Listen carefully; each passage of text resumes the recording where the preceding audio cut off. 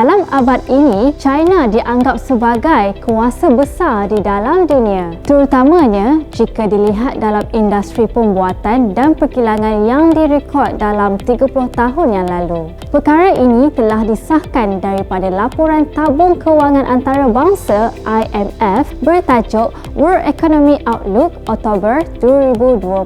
A Long and Difficult Ascent menyatakan bahawa China telah memintas Amerika Syarikat sebagai kuasa ekonomi pertama di dunia. Profesor Graham Allison dari Harvard Kennedy School mengulas laporan IMF itu dengan agak menarik melalui Big Mac Index seperti mana yang dilaporkan oleh majalah The Economist. China telah mengubah persepsi ini secara keseluruhannya dengan menawarkan produk kuantiti yang lebih banyak dan murah. Malah, kebanyakan daripada syarikat terbesar Eropah telah membina kilang di China seperti Apple, Intel, Adidas dan banyak lagi. Perkara ini telah menjadikan China seperti game changer pada abad ini. Jadi, bagaimana China boleh menjadi industri terbesar dunia dalam perkilangan dan pembuatan ini? Pada tahun 1978, Deng Xiaoping telah membuat satu dasar baru untuk menjadikan China lebih berjaya di seluruh dunia.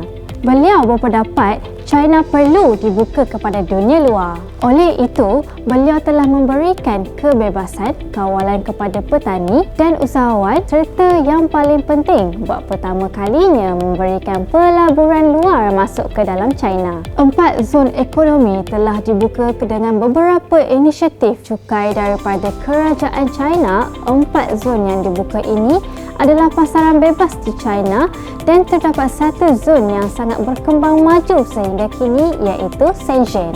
Sebelum ini, Shenzhen hanyalah sebuah bandar kecil sahaja yang mempunyai sekitar 30,000 penduduk. Tetapi pada awal tahun 2020, populasi di bandar ini telah melebihi 12 juta penduduk selepas 30 tahun sehingga tahun 2021. China dengan populasi 1.38 bilion penduduk menjadikan tenaga pekerja lebih banyak daripada pekerjaan itu sendiri dan ini membolehkan gaji ataupun upah menjadi kekal rendah. Selain itu, majoriti penduduk China adalah daripada golongan pedalaman iaitu kelas pertengahan ke kelas miskin. Pada lewat abad ke-20, golongan ini telah berhijrah ke kawasan perindustrian dan menjadikan mereka sedia untuk bekerja dengan bayaran yang lebih murah. Namun, baru-baru ini China dikatakan telah meningkatkan gaji minimum di beberapa wilayah disebabkan kos sara hidup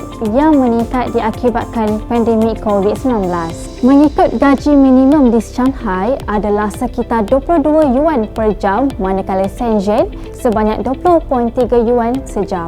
Berdasarkan sejarah, kilang-kilang di China telah menjadikan kanak-kanak sebagai buruh, menjadikan overtime yang terlalu lama dan juga tidak menyediakan papasan dan juga insurans. Sesetengah kilang juga mempunyai dasar di mana pekerja dibayar sekali dalam setahun, di mana dipercayai merupakan satu strategi untuk menghalang mereka daripada berhenti pada tahun tersebut. Setelah menghadapi kritikan dari dunia, kerajaan China mendakwa melaksanakan reformasi yang melindungi hak pekerja dan memberi pampasan yang lebih adil.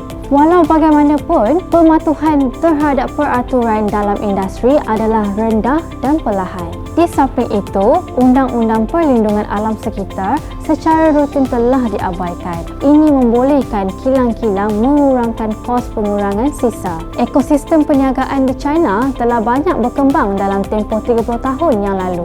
Sebagai contoh yang boleh dilihat adalah Shenzhen, di mana bandar yang telah berkembang menjadi sebuah hub dalam industri elektronik. Ia telah memasukkan ekosistem untuk menyokong rantaian bekalan pembuatan, termasuklah pengeluar komponen, pekerja kos rendah, tenaga kerja teknikal, pembekal pemasangan dan pelanggan. Syarikat-syarikat Amerika seperti Apple telah memanfaatkan kecekapan rantaian bekalan China untuk memastikan kos rendah dan margin yang tinggi. Sebenarnya, banyak lagi faktor yang menjadikan China sebagai industri terbesar dalam pembuatan dan perkilangan. Sehingga kini, China tidak pernah berputus asa berusaha untuk menstabilkan ekonomi negara berkenaan kekal menjadi negara paling maju di dunia. Semoga negara lain juga dapat mengambil peluang dan belajar dari kejayaan China ini, seterusnya dapat menjadi pesaing di seluruh dunia.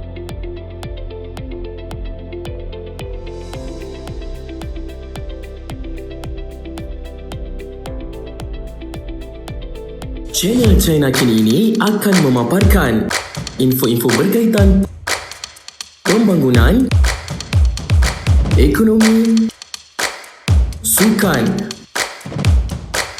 pelancongan,